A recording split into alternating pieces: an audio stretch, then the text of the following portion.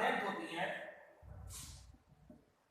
Pregnant जो female होती है, प्रेग्नेंट फीमेल होती है, उनका अलग से कक्ष होना चाहिए। और जो मेल होते हैं, मेल एनिमल्स बुल पेन अलग से होना चाहिए,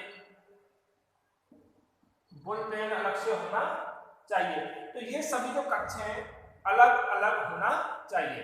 दूसरा हम देखते हैं कि जो पशुशाला होती है, पशुशाला होती है, उस पशुशाला में उचित समय पर एक उचित बिछावन होनी चाहिए। उचित समय पर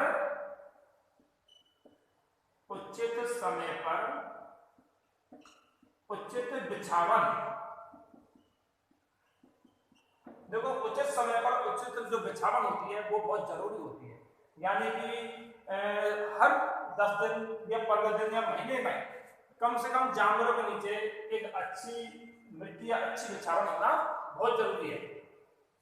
दूसरा सबसे मोस्ट ये है, समय समय पर पशुशाला को कीटाणुनाशक दवाइयों का छिड़काव करवाना चाहिए। समय समय पर पशुशाला में कीटाणुनाशक दवाइयों का छिड़काव।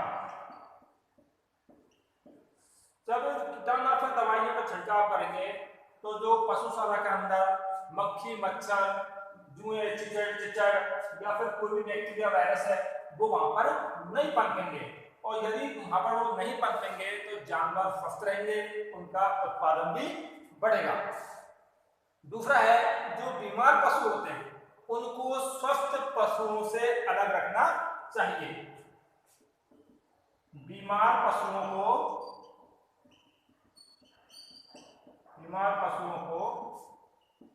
स्वस्थ पशुओं से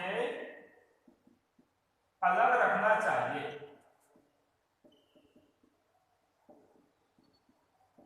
जो बीमार पशु होते हैं उनको स्वस्थ पशुओं से अलग रखना चाहिए, जिससे कि वो एक दूसरे को संक्रमित नहीं करें। जो चारा चरते हैं या फिर पानी पीते हैं उनको पानी, चारा डालने की अलग से व्यवस्था होनी चाहिए, उनका अलग कक्ष होना चाहिए, जिससे कि अन्य पशुओं को बीमार होने से बच सकें।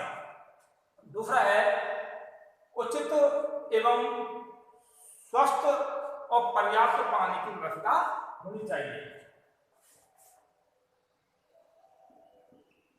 पर्याप्त पानी की व्यवस्था।